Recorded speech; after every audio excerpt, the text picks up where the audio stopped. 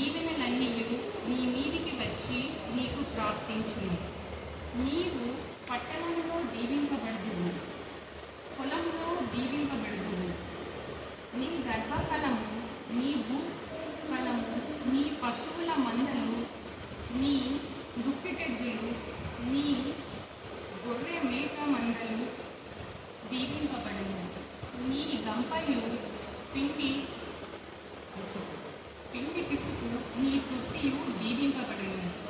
నీవు లోపలికి వచ్చినప్పుడు దీవింపబడుదు, వెలుపలికి వెళ్ళినప్పుడు దీవింపబడుదు. నీ మీద పడు నీ శత్రువులను యెహోవా నీ ఎదుట హతమున్నట్లు చేయును. వారొక త్రోవను నీ మీదికి బయలుదేరి వచ్చి 7 త్రోవల నీ ఎదుట నుండి పారిపోవుదు. నీ కొట్లను నీవు చేయు ప్రయత్నములన్నిటిలోనూ నీకు దీవెన కలుగునట్లు యెహోవా ఆజ్ఞాపించును. నీ దేవుడైన యెహోవా నీకిచ్చుచున్న దేశములో ఆయన నిన్ను ఆశీర్వదించును. నీవు నీ దేవుడైన యెహోవా ఆజ్ఞను అనుసరించి ఆయన మార్గంలో నడుచుకునిన ఎడల యెహోవా నీకు ప్రమాణం చేసినట్లు ఆయన తనకు ప్రతిష్ఠ జనముగా నిన్ను స్థాపించును. భూ ప్రజలందరూ యెహోవా నామమున నీవు పిలువబడుచుండుట చూచి నీకు భయపడుదురు. మరియు యెహోవా నీకిచ్చెదనని నీ పితరులతో ప్రమాణం చేసిన దేశమున యెహోవా నీ గర్భఫల విషయములోను, నీ పశువుల విషయములోను, నీ నేల పంట విషయములోను నీకు సమృద్ధిగా మేలు కలిగజేయును. యెహోవా నీ దేశము మీద వర్షము దాని కాలమందు కురిపించుటకును, నీవు చేయు కార్యమంతటిని ఆశీర్వదించుటకును ఆకాశమును తన మంచి ధననిధిని తెరుచును. నీవు అనేక జనములకు అప్పిచ్చెదవు కానీ అప్పు చేయవు.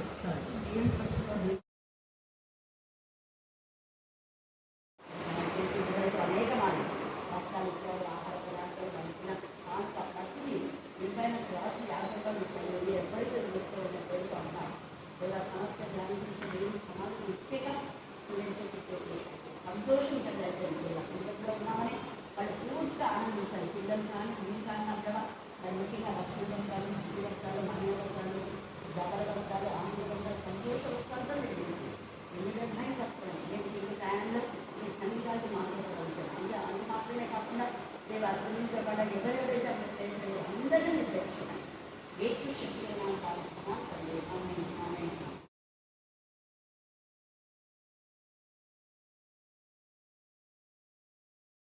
One year అయిపోయింది.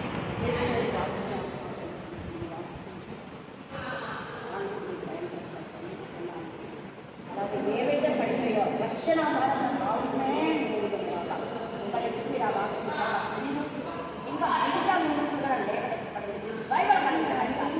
భయమలికి కలు వయసు భయపరచడం ఏమో బల మొదలు ఆధ్యాత్మిక చింతన గెలడానికి మీకు ఎస్ఐ మొదలు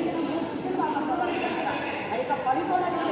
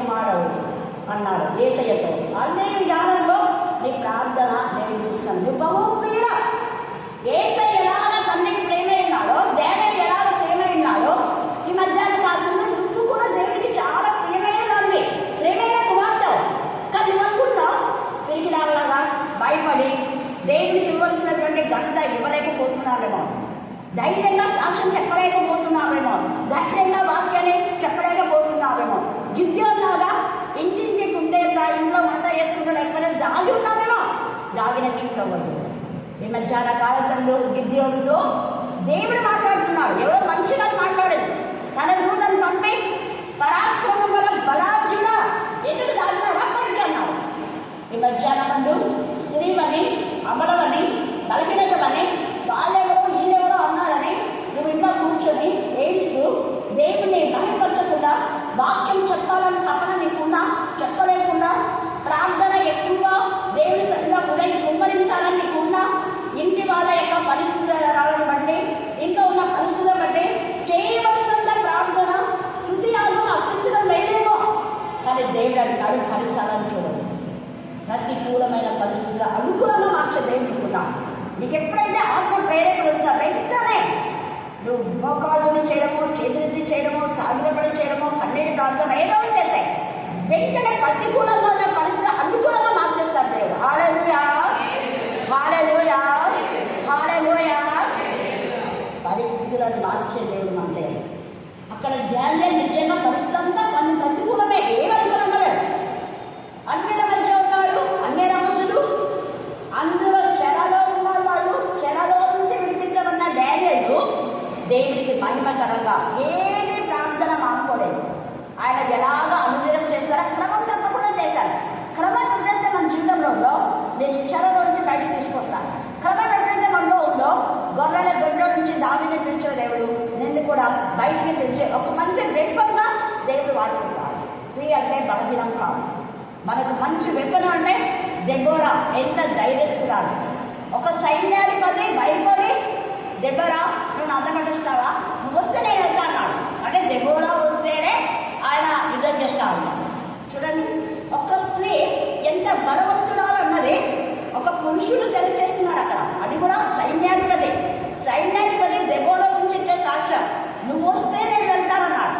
మళ్ళీ ఆమె నుంచి ప్రవక్తురామె నేను వెళ్ళినా నువ్వు వెళ్ళినా ఒక స్త్రీ ఇంకొక స్త్రీ ఉంది. ఆమె మనం ఎవరైతే మనం చంపాలనుకున్నా, ఎవరినైతే మనం మరి దేవుడికి విరోధమైన వ్యక్తులను నాశనం చేయాలనుకున్నామో ఆమె ద్వారానే దేవుడు ఘనమైన విజయం మనకి ఇస్తున్నాడు. ఒక స్త్రీ యాయేలు. హల్లెలూయా, హల్లెలూయా. రక్షణాధారమైన బావులలో నుంచి మీరు నీరు చేరుకున్నారు.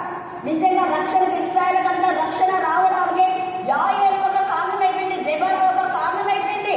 ఈ మధ్యాహ్న కాలంలో కనీసం నీ ఇంటిని కాపాడుకోవడానికి నువ్వు ఒక కారణం అయితే చాలా మంచిదే. ఇప్పుడు రెఫరెన్స్ చెప్పడానికి టైం లేదు, కానీ మీరు రాజుల గ్రంథంలో చెప్తే అక్కడ మన రిస్పా అని సౌలు ఉపపత్ని ఉంది. ఆమె కేవలం చచ్చిపోయిన శవాల కోసం 7 శవాలు, ఆమె కుమారులు 2. మిగతా వాళ్ళ కుమారులు 5 మంది ఉన్నారు. మొత్తం 7 మంది శవాలు అక్కడ వీళ్ళు యాభేష్లాగా వాళ్ళంతా అక్కడ చేసిండారు. వాళ్ళంతా కూడా గిబియోనీలంతా చంపేసిందే, ఆ శవాలు వేలాడి చేసిందే. వెంటనే ఆమెకు తెలిసి రిస్పా ఎంత బాధాకరంగా గోతాలు అక్కడ వేసుకోవాలి. కొంచెం దేవుడి భయపడుతుందో చనిపోయిన వాళ్ళకి ఏ విధంగా సమాధి చేయబడాలన్నది అనేక జీలు అనమాట. ఆల్రెడీ వాళ్ళు చనిపోయినా కూడా వాళ్ళ ఎముకలు దేవుడి రాజ్యంలో చేరబడాలి, పిల్లల సమాధిలో చేర్చబడాలి. అన్ని కేవలం ఎముకలు సరిగా సమాధి చేయబడడం కోసం ఆమె 6 నెలలు అంటే వర్షకాలము లేక కోత కాలం మొదలుకొని మళ్ళా వర్షం వచ్చాలంటే 6 months ఆమె కొండపైన కూర్చొని గోతం వేసుకొని పక్షులు రాకుండా 24 hours ఆమె నిలుపుకుంది. కేవలం చచ్చిపోయిన శవాలను సరిగా సమాధి చేయడానికి, పితరులతో వాటితో చేయించబడాలి. రోషం కలిగిన బిడ్డలుగా మనము సజీవంగా ఉన్న మన పిల్లలు రక్షణలో రావాలని, సజీవంగా ఉన్న మన పిల్లలు నరకానికి వెళ్లకుండా ఉండాలని మనము కనీసం మన కుటుంబాన్ని ఎవరికి వాడుగా రిస్పాలాగా కన్నీటి ప్రార్థిస్తే ఖచ్చితంగా నీ ప్రార్థనలు జవాబిస్తాను. అక్కడ రిస్పా కన్నీటికి దేవుడు జవాబిచ్చాడు. దానికి తెలిసిపోయింది. వెంటనే వాళ్ళందరినీ సరైన విధానంలో సమాధి చేస్తారు. ఎవరు సమాధి చేయకుండా వాళ్ళు అక్కడ అడుగుకుని ఉండాలి. కానీ దావీదు ఆజ్ఞాపిస్తేనే వాళ్ళకు మంచిగా పితరులతో పాటు సమాధి చేయబడుతుంది. అప్పుడు దేశంలో వర్షం వస్తుంది. దేశమంతా కరువుగా ఉండదు. ఎందుకు కరువు అంటే ఈ యొక్క సౌలు కుటుంబీకులు చేసిన దానికి అని అంటారు దేవుడు. అప్పుడు ప్రార్థన దేవుడు వింటాడు. ప్రార్థన ఎంత ప్రేయర్ఫుల్. నిజంగా ఆ ప్రార్థన యొక్క వెపన్ దానిలో ఉందంటే దేనైనా మనం ఓవర్కమ్ చేయగలుగుతాం. రక్షణ ఆధారం అంటే ప్రార్థన యొక్క మరి ఆ యొక్క ఆయుధం. ఇంకా మనం చెప్పాలనుకుంటే ఇది ఇంతవరకు నేను చెప్పింది పాత నిబంధన గురించి. కొత్త నిబంధనలోకి మనం వస్తే యెషయా ప్రవచనాలన్నీ కూడా యేసు ప్రభుల వరకు మూర్తిగా చెప్తాడు. అట్ ద బిగినింగ్ 9వ అధ్యాయంలో 6వ వచనంలోనే ఏలైనగా మన శిశు పుట్టెను, కుమారుడు అనుగ్రహింపబడను, ఆయన భుజం మీద రాజ్యభారం ఉంది, ఆశ్చర్యకరుడు, ఆలోచనకర్త, నీకు ఆలోచన ఆయనే అంటే ఈ వాక్యం చూడమోడల్ గా. తర్వాత బలం, నీకు బలం రావాలంటే వాక్యం చదవాలి, వాక్యం ధ్యానించాలి. వాక్యం 24 hours మన మైండ్ రిమైండ్ అవుతుండాలి, మన మైండ్ రిమైండ్ అవుతుండాలి. ఎక్కడైనా చేస్తున్నాం, నీ పనికి ఆత్మకు సంబంధం లేదు, నీ పని నువ్వు చేస్తూనే ఉంటావు. ఇన్ ద సేమ్ వే ఆత్మతో కనెక్ట్ అయ్యి ఉంటావు. దావీదు రాజైనా కూడా అంత బిజీ షెడ్యూల్ అయినప్పటికీ కూడా అంటాడు, నేను ఎల్లప్పుడూ ఆయన నా ప్రభుత్వం చూస్తున్నాను. ఆయన చంద్రలేఖలు కావాలి, ఆయన కీర్తనన్నీ ఎప్పుడు కళ్ళ ముందే పడుతున్నాయి. యుద్ధం చేస్తున్నాడు, వాక్యం చూస్తున్నాడు, యుద్ధం చేస్తున్నాడు, దేవుడితో మాట్లాడుతున్నాడు, రాజ్యపాలన చేస్తున్నాడు, దేవుడితో మాట్లాడుతున్నాడు. సేమ్ ఈ కోవలో మనం వస్తే మన జీవితం ఎంత ధన్యకరమైతే మనం చెప్పాలి. ఎంత ధన్యము అంటే దావీదు యొక్క సింహాసనం ఎన్నెన్నటికీ ఉండగా మానవుగా మాట్లాడి ఆ ప్రవచనం దేవుడు నెరవేర్చాడు యేసుక్రీస్తు ప్రభుల వారి ద్వారా. ఆ యేసుక్రీస్తు ప్రభుల వారే అక్కడ గొల్యాతును అన్నిటైనటువంటి గొల్యాతును లేదా ఇశ్రాయేలు పైన మేఘాలు పోయి మేఘపోత గాంభీర్యం మరి చూపించినటువంటి ఆ ఫిలిష్తీయుని చంపడానికి దేవుడు ఈ యొక్క దావీదుని ఎలా వాడుతున్నాడో ఈ మధ్యాహ్న కాల సమయంలో అపవాది సాతాను చంపడానికి దేవుడు నిన్ను వాడుకోవడానికి సమర్థుడు. అయితే ఎప్పుడు అంటే దావీదుకున్న దోషం అంటున్నాడు. దోషం వచ్చింది దావీదుకు. అపవాది నీపైన విజయం పొందడానికి వీళ్ళదే నువ్వనాడు. లోకములు జయించే విజయమే మన విశ్వాసం. ఏసే సిలువ విలువ, ఏసేక సిలువ త్యాగం, ఏసేక సిలువ సిలులు నీకోసం నా కోసమే. నువ్వు బలహీనాలు కాదు, నువ్వు అప్పుల్లో ఆర్థిక సమస్యలో ఉండడానికి ఏసే అంటాడు, వీళ్ళేదంటున్నాడు. ఎందుకు? సిలువలో ఆయననే బలియాగంగా దరిద్రుడై రిక్తుడై నీకోసం నా కోసం మనలను ధనవంతులుగా చేయడం కోసం ఆటమాడతాం. మరి క్రియాత్మకంగా కూడా ఉండాలి కదా. ఒట్టి పాత్రతో కాదు, ఒట్టి కాంచన కాదు, ఒట్టి వాక్యం కాదు. ఇన్ ద సేమ్ వే మన ఆత్మ మనస్సు ఏకీభవించాలి. నిజంగా ఏసే నా కోసమే రిక్తుడే, నా కోసమే దరిద్రుడే అంటే నా దరిద్రుడు ఆయన సిలువలో నేను చూస్తున్నా. నిదానించిన సిలువలు మోషే అన్నాడు, నిదానించి ఎవరైతే ఆ ఇద్దరు సర్వాలు చూశారో, ఓ ఇది ఇద్దరు సర్వాలు తిరిగి కళ్ళు లేవు, తిరిగి ఏమాత్రం కూడా ఏం చలించదు, ఇది ప్రాణం లేని ఒక జీవి అని మనం జీవన్నది కాదు, ఒక విగ్రహం, దాని ప్రాణం లేదు, అదేం చేయదని ఎప్పుడైతే చేయదు అన్న తాడు వాళ్ళు వస్తుందో వాళ్ళు బ్రతికిపోతున్నారు. ఇది ఇద్దరిది, దీంట్లో జీవం లేదు. జీవం లేని ఈ సర్వం నన్ను ఏమి చేయదు అన్న థాట్ మన మైండ్లో ఎప్పుడైతే రిమైండ్ అవుతుందో వెంటనే బ్రతికిపోతున్నారు. సేమ్ ఈ మధ్యాహ్న కాలంలో ఏసీఆ సిలువలో నువ్వు దరిద్రంగా భరించావు. మాకు వస్త్రాలు ఇవ్వడానికి, మాకు ఇళ్ళని ఇవ్వడానికి, మాకు సమృద్ధిని ఇవ్వడానికి, మాకు మరి సమృద్ధి జీవితాన్ని ఇవ్వడానికి, మనం ధనవంతులు చేయడం కోసమే నీకు దిద్దుడై సిలువలో మరి అలాగా వేలాడుగా భావిస్తా. నువ్వు పదములు ఇచ్చి నువ్వు దరిద్రంగా ఈ లోకానికి వచ్చావు. నా దరిద్రం నువ్వు చూసావు అని మనం ఎప్పుడైతే అనుకుంటామో అప్పుడు నీకు సంపద పెరుగుతుంది. సంపద అంటే సమృద్ధి. సమృద్ధి అంటే పెద్ద పెద్ద లగ్జరీస్ లైఫ్ అని కాదు. తినడానికి తిండి, ఉండడానికి ఇల్లు, కట్టుకోవడానికి వస్తాను. ఎందుకంటే మనకు అవసరం లేదు. ఎందుకు? ఇది ఒక యాత్ర. యాత్రా జీవితంలో మనం ఉన్నాం. ఎప్పుడైనా ఇది మనం వదిలిపెట్టవలసిన వార్తం. సో అనుదినానికి మన జీవన వాటికి ఒక్కరిని ఆశించని జీవితం దేవుడు మనకు ఖచ్చితంగా ఇస్తాడు. హల్లెలూయా, హల్లెలూయా, హల్లెలూయా. అందుకే రక్షణాధారమైన బావుడు అంటే అక్కడ ఆ బావుడే ఏమంటే యేసయ్య సిలువ యొక్క గాయాలే బావు. యేసయ్య సిలువ గాయాలే బావి అంటే ఆ యొక్క తలను ముళ్ళ కిరీటంతో ఊరికే పెట్టలేవాడు, పెట్టి కొట్టాడు. ఇలా కొట్టినప్పుడు ఆ ముళ్ళంతా కొట్టే లోపలికి కూర్చుంటాడు. లోపలికి కూర్చుంటాడు అంటే ఆ యొక్క కొట్టే లోపల ఉన్నటువంటి మెదడులో ఉన్న కణాలు తెగిపోయి రక్తం బయటకు వచ్చింది. కారణం నీకు తలకు సంబంధించిన వ్యాధులు ఏమున్నా కూడా యేసయ్య ముళ్ళ కిరీటం బయట నువ్వు చూస్తే అప్పుడు నీ తలలో ఉన్న వ్యాధులు బాగైపోతాయి ఖచ్చితంగా. నీ మానసిక వేదన, మధ్య చాందరం, చేతుబడి, శుద్ధ చక్కెర ఇవన్నీ కూడా ఈ యొక్క మెదడుకు సంబంధించే వస్తూ ఉంటాయి. చెడ్డ ఆలోచన, ఇతరులకు హాని చేయడానికి ఆలోచన అన్ని మెదడు నుంచే వస్తాయి. అందుకనే తలను ముళ్ళ కిరీటం. అందుకనే ఆ పుల్లలాగా ఉన్న కపాలం అంటే పుల్లలాగా ఉన్న స్థలానికి వేసేది. కారణం మానవ ఘోరమైన వ్యాధి కలది. తలంపులన్నీ కేవలం చెడ్డవి. ఆ చెడ్డ తలంపు నుంచి మనం విడుదలనుకోండి. వాక్యంలో మన మెదడు నింపబడినప్పుడు నీకు మతి చాంచల్యం ఉండదు.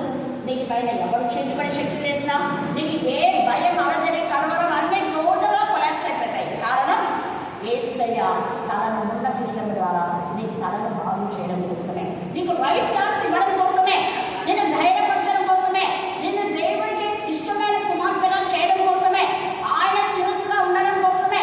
ఆయన మనకు శిరస్సుగా ఉంటే మనకి ఏ కొరత, ఆయన శిరస్సుగా ఉంటే అప్పవాది క్రియలు అయిపోతాయి. ఆయన శిరస్సుగా ఉంటే సాతాను ధైర్యంగా వచ్చి మన ముందు మాట్లాడలేడు, మనకి ఏ హాని చేయలేడు. వ్యాధులు మనం చూసి భయపడిపోతాయి. మనం వ్యాధులకు భయపడతాం, దురాత్మలు మనం చూసి భయపడిపోతాయి. ఈ మధ్యలో ఒకసారంటే చాలాసార్లు కూడా దురాత్మలు మరి ఎక్కువ నేను మాట్లాడిన దురాత్మలు రీసెంట్గా వచ్చిన ఒక దురాత్మ చాలా భయంకరంగా మంచి కేకలు ఇస్తుంది. 20 మంది దాకా తీసుకొచ్చారు. మరి కరుణాపీఠం రేఖాలు కొంచెం ఇంటి ఇలాగే ఉంటుంది. అక్కడ అది గేట్ దగ్గర, నేను ఇంకా లోపల ఉన్నా, అది గేట్ దగ్గరనే ఉంది. నన్ను ఎందుకు ఇక్కడ తీసుకొచ్చారు? నన్ను తీసుకొచ్చినారు కాబట్టి నువ్వు బ్రతికిపోయావు, లేకపోతే అర్ధగంటలో నేను చంపేసేదాన్ని అని గట్టిగా అరిచి నేను ఇంకా ఏం ప్రార్థన మీద ఏం చేయలేదు. జస్ట్ మా గేట్ తీసుకొని కరుణాపీఠంలోకి ఎంటర్ అవుతుంది. ధనాన్ని వించుకుపడి కేకలు వేసింది. అప్పుడు నేను వెంటనే వచ్చి నేను ఎక్కువ మాట్లాడాను. In the name of Jesus, we command the Father to also ask them to ready. We said, but right thing is up now. We go to the part like we do some nonsense and nothing. Why am I? వెంటనే మోకాలు తల కింద కొట్టేసి నన్ను సంఖ్యలతో బంధిస్తుంది. ఎంత అగ్నిగుండంలో వేస్తుంది. అది నేను అక్కడే ఉన్నాను. ఆ 20 మంది వచ్చిన వాళ్ళని షాక్ అయిపోతున్నాను. ఇది నిజంగా దేవుని యొక్క సన్నిధి అని చెప్తుంది. కానీ నేను వెళ్ళిపోతున్నా, ఇక రాను అని చెప్పేసి వెళ్ళిపోయింది. ఎందుకు అంటే అది నా భక్తి, నా శక్తి కాదు, యేసయ్య శక్తి.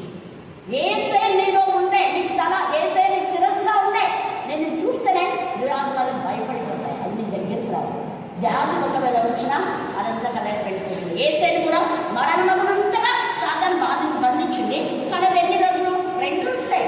ఆ 2 రోజులు యేసయ్య కేక వేసి నా ప్రాణము నేను విడుస్తున్నాను, ఆయననే ప్రాణం పెట్టినాడు. ఆత్మను అప్పగించి ఆ కేక మృగల పాతాల లోకంలో ఉన్న వారి దురాత్మల సమూహంలో విడబెట్టి ఆ కేక అబ్రహాము నొప్పునటువంటి మృతులు కేకలు విన్నారు. వీరు వెంటనే పాల్గొచ్చారు.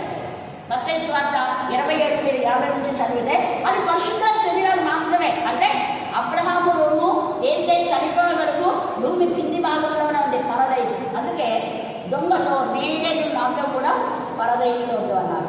ఆ దొంగను తీసుకొని వేసే రక్తాన్ని పట్టుకొని వెళ్ళి అపవాది అక్కడ బంధించే సేమ్ ఒకటేసారి జరిగింది. సెకండ్లోది పైనుంచి అపవాది కిందికి తోసివేయబడ్డం. యేసయ్య వాడిని ఒక చేత ఎడమ చేత పట్టుకొని కుడి చేత రక్తాన్ని పట్టుకొని దాన్ని అక్కడ బంధించి ఇక మరణం ఉండదు. మా పిల్లలు మరణించినా మరి నిరంతరం జీవిస్తారని అబ్రహాము తీసుకొని తండ్రి దగ్గరికి వెళ్తున్న సమయంలోనే మగ్దలేనే మరి ముట్టుకోవడానికి వస్తే నన్ను ముట్టుకోద్దు, నేను తండ్రి దగ్గరికి వెళ్ళాలంట. హల్లెలూయా, హల్లెలూయా, హల్లెలూయా. అది పెద్ద మెసేజ్. కానీ నేను క్లుప్తంగా ఒక వర్డ్ మీకు చెప్పాను.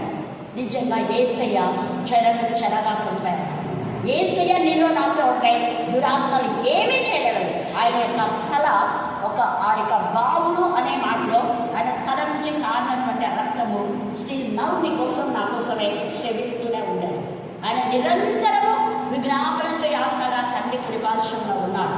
ఆయన తలను మనం ఎప్పుడైతే జ్ఞాపకం చేసుకుంటామో నీ తలను, మీ తలకు సంబంధించిన వ్యాధులు ఖచ్చితంగా లైన్ ఉంటాయి. తర్వాత ఇంకొక బావి, ఒక బావి ఆయన తలను ముళ్ళ కిరీటం తీసుకున్నాం. తర్వాత 2వ బావి మనం చూస్తే 2 చేతులలో మేకులు, ఆ యొక్క నరము తెగవేయమని శ్రమించేటటువంటి రక్తం.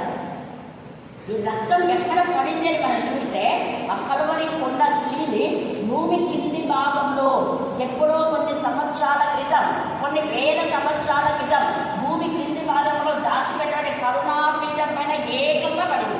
హల్లెలూయా, హల్లెలూయా, హల్లెలూయా. కరుణాపీఠం పైన రక్తము ప్రోక్షిస్తే తప్ప పాప క్షమాపణ, అపరాధ 5 బలుల యొక్క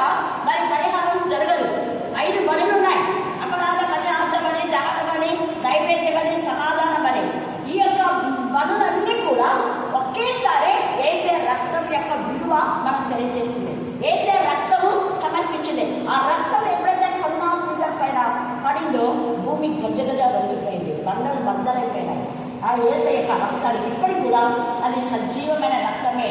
ఏసే రక్తంలో వైట్ క్రోమోజోమ్ ఒక్కటే ఉంటుంది, 23 తల్లి క్రోమోజోమ్లు ఉన్నాయి. అంతే శాస్త్రంలో దాని బట్టే అనేక మంది అందరూ శాస్త్రులు మారుతున్నారు. హల్లెలూయా, హల్లెలూయా. సజీవమైన రక్తం ఏసే రక్తం. ఏ దైవములు అని చెప్పబడే వాళ్ళు ఎప్పటికీ ఇది జరగలేదు. అందరి రక్తం వెళ్ళిపోతుంది చచ్చిపోయిన 2-3 రోజులకే. కానీ ఏసే రక్తం ఇప్పటికీ కూడా అది సజీవంగానే ఉంది. ఎవరు పరీక్ష పరిస్థితులను చేసి ప్రూవ్ చేస్తుంది వేసే రక్తం. కాబట్టి చేతుల నుంచి ప్రసరించే ఆ రక్తము నువ్వు వెంటనే చూసినప్పుడు నీ కష్టార్థం దేవుడు నిలుస్తున్నాడు. కీర్తనలుగా 28 చెప్పబడిగా నిశ్చయంగా నీ చేతుల కష్టార్థంలో ఆనందిస్తున్నాను. నీ చేతి సంబంధమైన చేయబడి కానీ చేతి పని వేరే వాళ్ళు ఎవరు చేసినా వాళ్ళకు రివర్స్ చేస్తే అయిపోతాయి.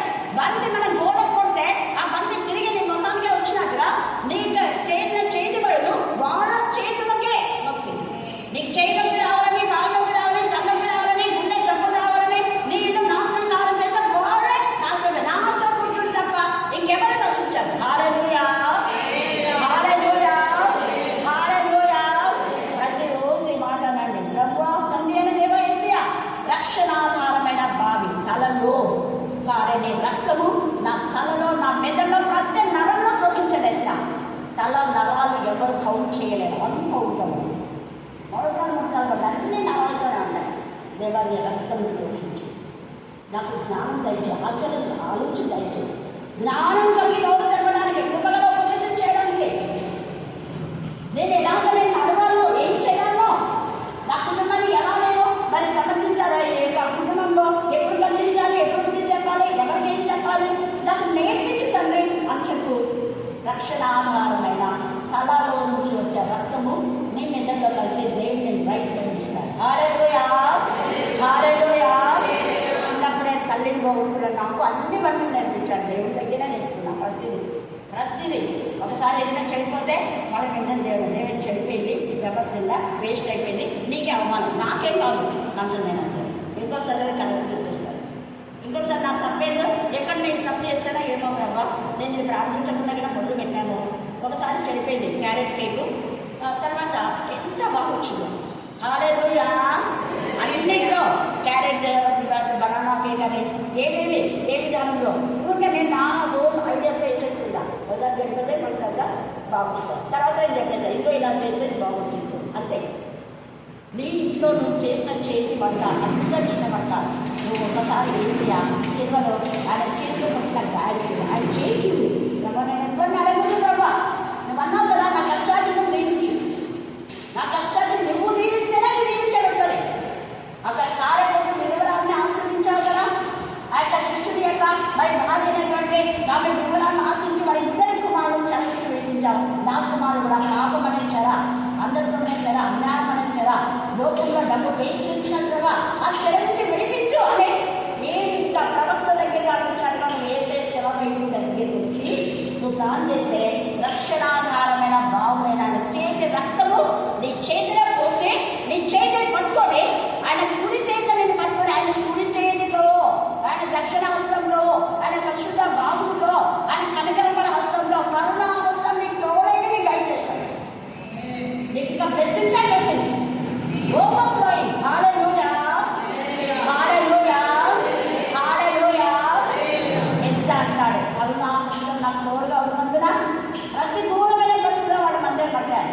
నెహెమ్యా 4వ అధ్యాయంలో నెహెమ్యా ఏం చేశాడు? ఒకవైపు యుద్ధం చేస్తున్నాడు, ఇంకోవైపు గోడ కడుతున్నాడు. పనిని పూర్తి చేశాడు.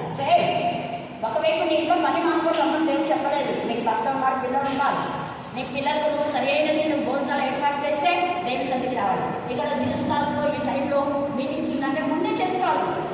దేవుని పట్ల జీవి ఉండాలి. మనం ఏసై ఎంత అలర్ట్ చూడండి, దేవుడు ఎంత వాక్యం చెప్తాడు, నైట్ అంతా ప్రార్థిస్తాడు. దేవుని పిల్లలు రక్షణాధారమైన భావులను వేసే రక్తము మన చేతిలోకి వస్తే నువ్వు కష్టపడి పనిచేస్తావు, సోమరిగా ఉండవు. అలాగనే నీ హృదయంలో బాధాకరంగా నలవి కానీ బాధ, వేదన, రోదన, గుండె పగిలిపోయింది. నిజమే, అంతగా గాయం చేశాను నేను, వాడు క్షమించలేవు, క్షమించడానికి నేనే వాళ్ళు చేశారు. ఎలా క్షమించాలి ప్రభా, ఎంతనా చేసేది ఏసీ సెలవు. ఆయన యొక్క ప్రక్కను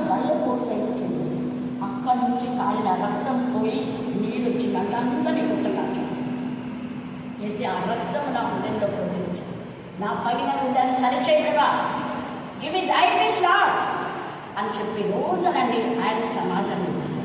సమస్త గ్రామీణ దేవుడి సమాధానం యేసుక్రీస్తు ద్వారా నీ హృదయాలకు నీ తలంపులకు దేవుడు కావాలి. నీకు తీసామైన ఇస్తాడు. రాత్రిలో నిద్ర లేకుండా బాధపడుతున్నావా? రాత్రిలో నిద్ర లేకుండా ఎంతసేపు ఎవరెవరన్నా మాట్లాడి వచ్చి బాధగా ఉండిపోతున్నావా?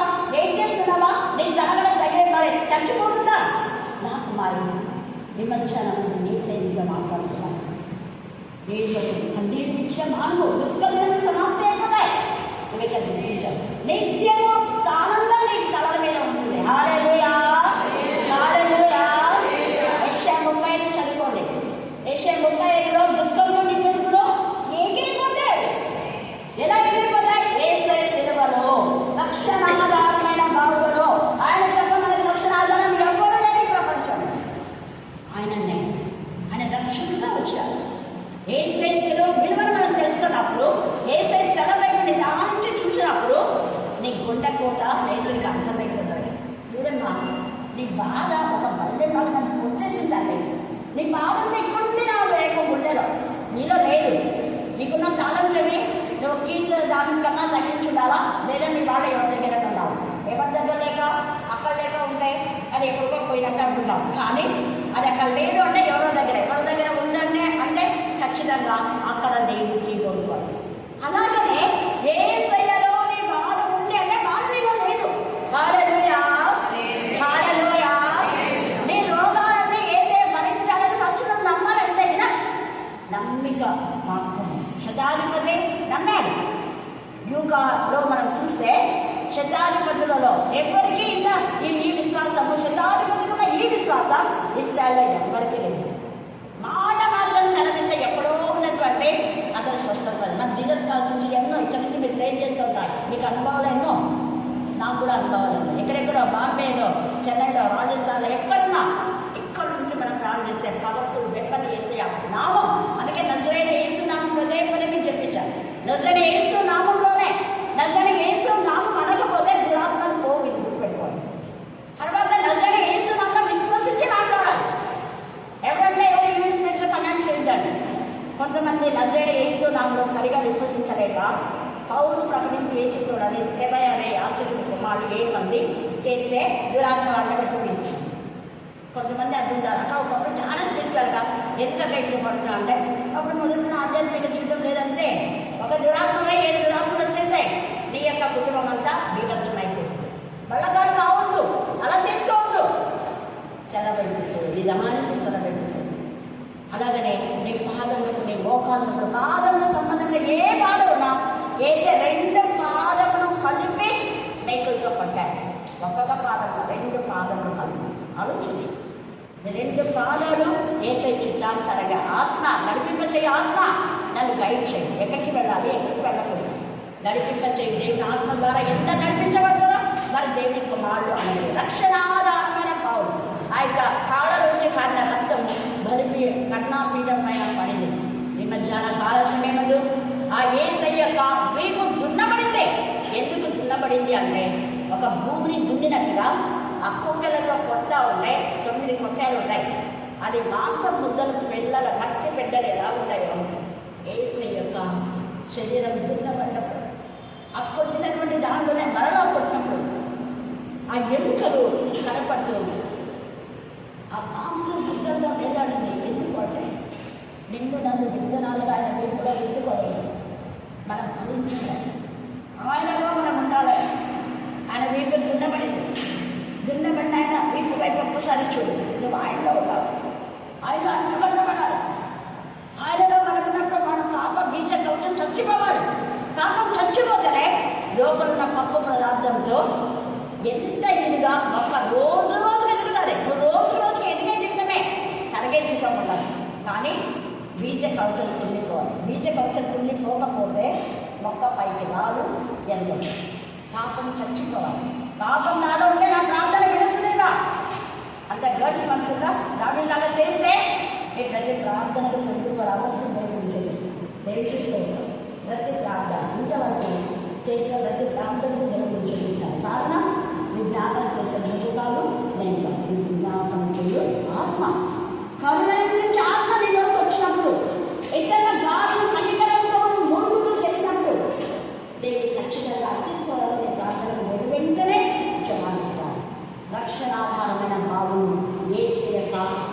శిలువలో ఆయన చేసినటువంటి త్యాగమే సిలువ సిరుగు. సిలువలో సంపత్తి, సిలువలో ధన ఘనతలు ఉన్నాయి, సిలువలో బల సౌందర్యం ఉన్నాయి. ఆయన ముఖం చూసి ఆత్మగా చేస్తున్నాడు, ఉండివేశారు. ఆయన ముఖం అంతా కూడా మార్చబడింది. మారడం నీకు నాకు బల సౌందర్యం ఇవ్వడం కోసం. హల్లెలూయా, హల్లెలూయా. ఆయన సన్నిధిలోనే బలము సౌందర్యం. ఇక్కడ 96 ఇక చాలా ఉంది కాబట్టి మధ్యాహ్న కాల సమయంలో వేసే సిలువని ఆలోచించి చూడండి.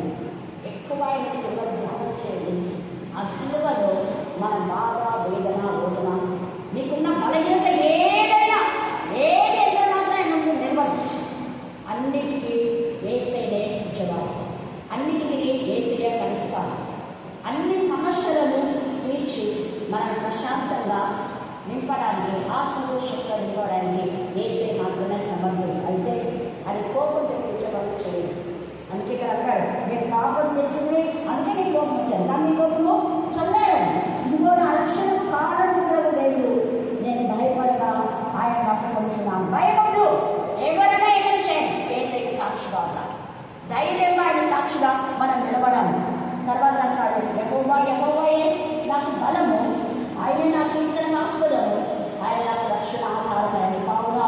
మీరు ఆనందపడి రక్షణ ఆధారమైన బావులలో ఉండి నీకు చేరుకోవాలి. ఎంత చేరుకుంటే అంత నీకు ఆశీర్వాదం. అంతే. ఇది ఒక బావు, ఒక ధ్వని, సంపదమైన ధ్వని. ఈ గ్రంథంలో ఎన్నో వాగ్దానాలు ఉన్నాయి. ప్రతి వాగ్దానం మనం స్వతంత్రించుకోవచ్చు. అయితే మనకు ఆ విశ్వాసం, విధేయత, ప్రేమ, పరిశుద్ధత, ధైర్యంలో ముందుకు సాగినప్పుడు ఒక అన్యుడు కొన్నేది ఎంతమందిని నిజంగా అక్కడ ప్రార్థన జరిగినప్పుడు మార్చుకున్నారు. శతాధిపతి ఏసయ్య సెలబ్రేసినప్పుడు ఏసయ్యని కొట్టి బాధ పెట్టిన శతాధిపతే కిరీటాన్ని కింద పెట్టి నిజంగా నేను దేవుని కుమారుడు అన్నారు. ఒక అన్యులమైన మనకు ఒకవేళ ఇంకా అన్యురాలుగా ఉంటే భయపడద్దు. నేను బైబిల్ చదవకుండా బాధ పెడుతున్నారా? దేవుని సన్నిధికి రాకుండా బాధ పెడుతున్నారా? ప్రార్థన చేసుకోకుండా ఆటంకం చేస్తున్నారా? భయపడగా నిరాటంకంగా నువ్వు చేసే పని. ఒక రోజు నేను అన్న వాళ్ళు తిరుగుతాను, తల ఉంచుకుంటాను, దేవుని తల ఎత్తుతాను. ద్వితీయోపదేశకాండం 28లో నేను తలగా ఉంచుతాడు కానీ తోటగా ఉంచాడు. చాలా మెసేజ్ ఉన్నాయి కదా. కానీ శ్రద్ధగా ఆయన వాక్యం విని ఆయన శిలువ అయితే మనం చూడాలి. శిలువ విలువను మనం తెలుసుకోవాలి. శిలువ ప్రభావాన్ని మనం అనుభవించాలి. శిలువ శక్తిని మనం తెలుసుకున్నప్పుడు దురాత్మ పరాయణ నుంచి తెలుస్తుంది. అది ముందు పని చేయలేదు, దాని ఆట సాగం. ఎందుకంటే దానికి ఏ ఆటలే నిరాధారమైన వాడు. నీకైతే దేవుడు ప్రార్థన కంఠమించాలి, ఆత్మ కంఠమించాలి, ఆత్మ కవచాన్ని ఇచ్చాడు, సర్వాంగ కవచాలు. నీ శరీరంలో ఏది ఎంత మాత్రం నీకు హాని జరగదు. దేవుడు ఈ సమయంలో మనకందరికీ కూడా వివేకంలాగా ఆశీర్వదించి మన జీవితాల ఫలింపచేయదాకా ఈ వాక్యమే నన్ను ఎంతగానో బలపరిచింది చిన్నప్పటి నుంచి కూడా. అందుకే అదే వాక్యమే నేను ముందు పంచుకుంటున్నాను. అమ్మలేని సమయంలో ఎన్నోసార్లు సెలవు చూసే నేను ఎంత శక్తిని పొందుతున్నాను. చిన్న వయసులో ఉంటే దేవుడు పరిపక్రంగా వాడబడడానికి దేవుడు ధైర్యం ఇచ్చాడు. అలాగనే డ్యూటీలో నేను హెచ్ఎంగా ఉండి కూడా ఎప్పుడు నాకు బాగలేదని నేను సెలవు పెట్టాను. ఎప్పుడైనా కూడా I'm going the prayer meeting ఎప్పుడు సీఎల్ లిస్ట్లో చూస్తే అన్ని ప్రేయర్ మీటింగ్స్ ఉన్నాయి. ఎవ్రీ ఫ్రైడే ఖచ్చితంగా నేను సెలవు తీసుకున్నాను. నాకున్న సెలవులని దాంట్లో ఎవ్రీ ఫ్రైడే అనేది మా ఇంట్లో మరి ప్రతిరోజు 7 to 9 ప్రేయర్.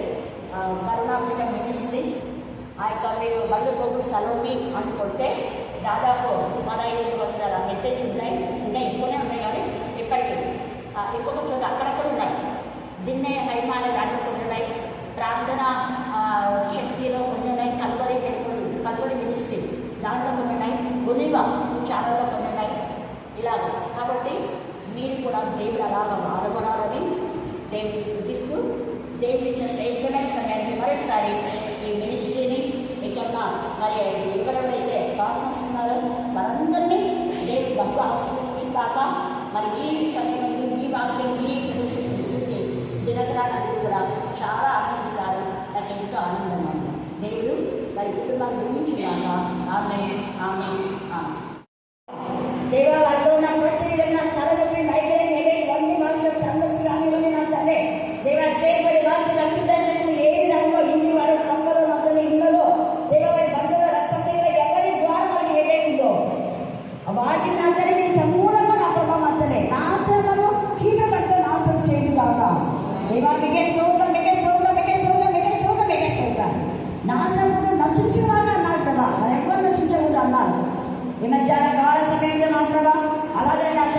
శరీర సంబంధమైన రుగ్మతలు, cancer, TB, back pain, stomach pain, ulcer, దేవన అందరినీ కిడ్నీ ప్రాబ్లం కానీ, నర్వ్స్ వీక్నెస్ నా ప్రభా, అలాగే నా ప్రభా అందరినీ ఈ యొక్క నరంలో బలహీనతలు అందరూ కీళ్ళ నొప్పులతో, మోకాళ్ళ నొప్పులతో నా ప్రభా, ఎంతమంది సకలవుతున్నారని అందరూ ఇక్కడ ఉన్న వాళ్ళు మాత్రమే కాదు ప్రభా, ఇక్కడ వీళ్ళు వాళ్ళ బంధువులు ఎవరికి ఉన్నా కూడా వారిని స్వస్థపరచండి. ఒక్కరిని బట్టి దీన్ని స్వస్థపరచండి. రాహాబుని బట్టి రాహాబు కుటుంబాన్ని మార్చారు, ఎమోషన్ బట్టి ఎమోషన్ కుటుంబాన్ని మార్చారు, హృదయాన్ని బట్టి హృదయ కుటుంబాన్ని మార్చారు. ఆయన ఏసయ్య ఏక మధ్యాహ్న కావాల్సిన మాత్రం దీనిని బట్టి వారి కుటుంబంలో ఎవరికి అనారోగ్యం ఉన్నాం దీన్ని స్వస్థపరచుంటారు. దేవాది వెళ్ళి ప్రార్థన చేసినప్పుడు మాత్రమే వారి రోగులు వారి దేవుడు వదిలి వెళ్ళిపోతాక ఏసయ్య మీకే స్తోత్రం, మీకే స్తోత్రం, మీకే స్తోత్రం, మీకే స్తోత్రం, మీకే స్తోత్రం. ఈ రోజు నా ప్రభా ఇక్కడికి రావాలనుకుంటే ఎవరు వాళ్ళు ఎక్కడున్నాను ఈ బ్లెస్సింగ్స్ అని వాటిని మీరు దయచేయండి. ఆయన ఎస్ఏ ఆ భార్య భర్తలు సమాధి దయచేయండి. ఫలించని గర్భం మీ నాన్న ఫలించిన బాగా తండ్రి, వారి గర్భంలో మీ ఎముకలు వేయండి ప్రభా. ఎక్కడన్నా వాళ్ళు వాళ్ళ అక్క చెల్లెలు వారి పిల్లలు మాత్రం ఎవరు గర్భ ఫలం లేక బాధపడుతున్నారు, వారి గర్భంలో మీ ఎముకలు వేయండి. నాయన ప్రసంగి 11:5 చూడాలి, గర్భంలో ఎముకలు ఏ రీతిగా అయిపో నీకు తెలియనా అన్నారు. గర్భఫలం అనుభవించిన బహుమానం తండ్రి దేవా, మీరు ఎముకలు వేస్తే తప్ప వాళ్ళకి సంతతి జరుగులు ప్రభా. దేవా మీకు జ్ఞానం కలగచ్చని ప్రార్థిస్తున్నాం బిడ్డలు. దేవా బిడ్డలు నా ప్రభా ఆటంకపరిచే దుష్టశక్తులు వేసినాం నయపరచడం ప్రార్థిస్తున్నాం. భయంకరమైన కళ్ళ నుంచి అలజడి కలవ వేసినాం నయమవుతాక ప్రభావిస్తాం. భయంకరమైన ఆర్థిక వనరుల నుంచి విడిపించమని ప్రార్థిస్తున్నాం. అప్పుడు ఊళ్ళ నుంచి లేపించమని ప్రార్థిస్తున్నాం. పాపంగా పోరాడే రక్తం కాలంగా పోరాడుతున్నా తల్లి ఆత్మకు మనసుకు శరీర కల్పశుని పవిత్రంగా చేయుగాక. దేవా మీకే స్తోత్రం, మీకే స్తోత్రం, మీకే స్తోత్రం, మీకే స్తోత్రం, మీకే స్తోత్రం. మీరు పిల్లలు ఎవరింకా పాపం ఊటిలో ఉన్నారో నాయన మీరు లేవనెత్తమని ప్రార్థిస్తున్నాం. విధురాలు ఇద్దరు కుమారి చరించి వినిపించాక దేవా ఈ తరుణ యొక్క పిల్లలు పాపని చరించి వినిపించమని ప్రార్థిస్తున్నాం. వారికి రక్షణ భాగ్యం దాయించుకున్నాక దేవా నీకే స్తోత్రం, మీకే స్తోత్రం, మీకే స్తోత్రం, మీకే స్తోత్రం, మీకే స్తోత్రం, మీకే స్తోత్రం. నేను మరొకసారి నా ప్రభా ఇక్కడ చిన్న ప్రతి బిడ్డను మీ ఆత్మతో శక్తులు నింపండి. ఆత్మతో పాడడానికి, మనసులో పాడడానికి మీ జ్ఞాపకం ఆత్మను కుమ్మరించిన ప్రభా నేను ప్రార్థించడానికి ప్రార్థనలో విజయం పొందుకోవడానికి దయచేయమని, వాక్యం చెప్పడానికి వాక్శక్తి దయచేయమని, ఇక్కడ వాళ్ళు ఎవరైతే ఇంకా వాక్యం చెప్పాలనుకుంటున్నారో వాటిని ఉద్యోగంలాగా ధైర్యపరచమని, మధ్యలేని మన యొక్క ధైర్యపరచమని దేవా నీకే స్తోత్రం, నీకే స్తోత్రం, నీకే స్తోత్రం, నీకే స్తోత్రం. సమరస్త్రీలాగా ధైర్యం